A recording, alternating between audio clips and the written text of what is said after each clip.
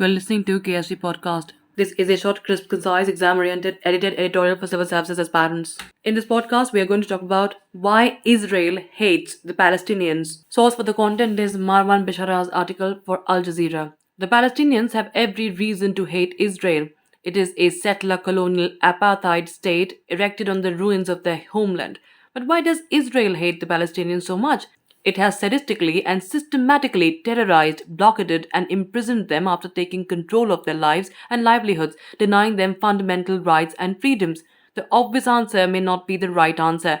Yes, Israel abhors Palestinian violence and terrorism that has touched more than a few Israelis, but it is nothing compared with the wholesale violence and state terror exacted by Israel on Palestinians, launching vengeful and preemptive wars as it has this past weekend. To my mind, Israel's hatred of the Palestinians is shaped and driven by three basic sentiments: fear, envy, and anger.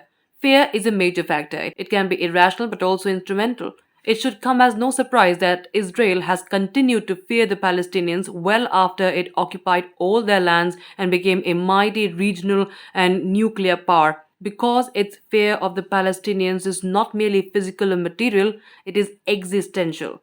Under the apt title, Why All Israelis Are Cowards, an Israeli columnist wondered in 2014 what kind of a society produces cowardly soldiers who shoot unarmed Palestinian youth from a long distance. Some 4 years later, in 2018, it was indeed surreal to watch Israeli soldiers hide behind fortified defenses as they shot hundreds of unarmed protesters for days on end. Israel basically fled Gaza in fear back in 2005, imposing an inhumane blockade on the 2 million mostly refugees living there. Israel fears all that is Palestinian steadfastness, Palestinian unity, Palestinian democracy, Palestinian poetry, and all Palestinian national symbols, including language which it downgraded and the flag which it is trying to ban. Israel especially fears Palestinian mothers bearing new babies, which it calls a demographic threat.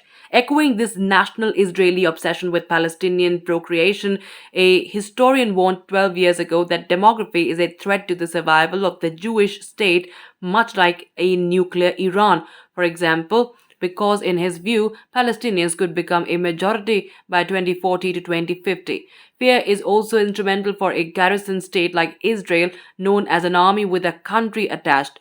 In a book summarizing his decades-long experience in Israel, an American journalist noted that today's government stirs up fears, most of them imaginary or at least wildly exaggerated, painting Israel as an isolated, lonely, threatened little country, always on the defensive, always on the lookout for the next sign of hate somewhere, eager to overreact. In sum, fear generates hatred because, in the words of another Israeli observer, a state that is always afraid cannot be free. A state that is shaped by militant messianism and ugly racism against the indigenous people of the land cannot be truly independent either. Israel is also angry, always angry at the Palestinians for refusing to give up or give in, for not going away, far away.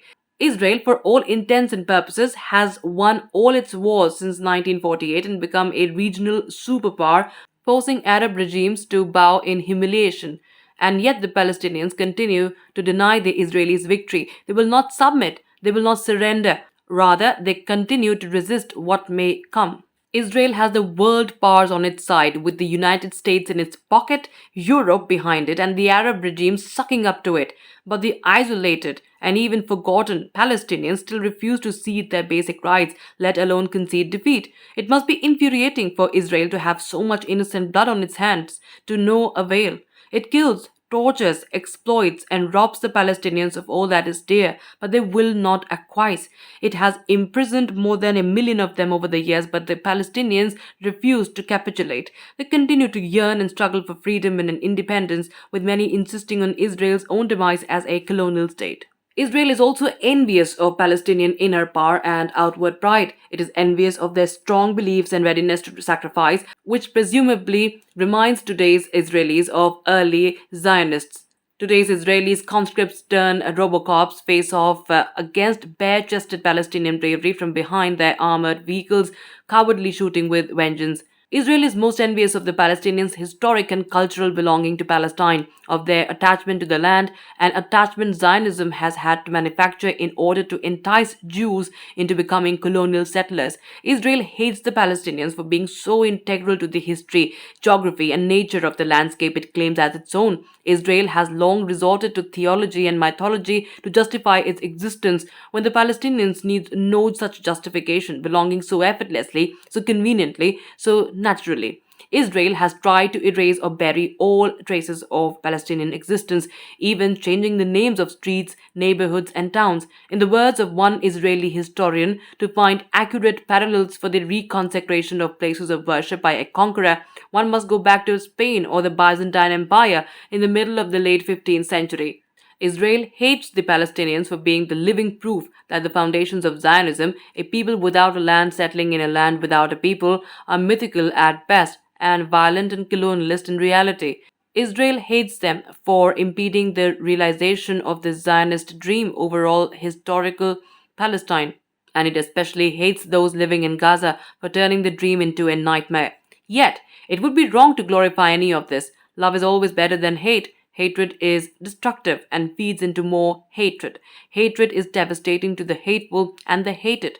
Israel could still turn all that hatred into tolerance, envy into appreciation, and anger into empathy, if only it has the courage to atone for its violent past, apologize for its crimes, compensate the Palestinians for their suffering, and start treating them with the respect and honor they deserve as equals, even privileged equals in their homeland. Israel's hatred will not drive the Palestinians out, but it may well drive the Jews out and away. That's it for this podcast. Thank you so much for listening. To join KSG India courses and to crack the IAS exam, visit ksgindia.com. You can also get a PDF of this podcast on ksgindia.com. Thanks for listening.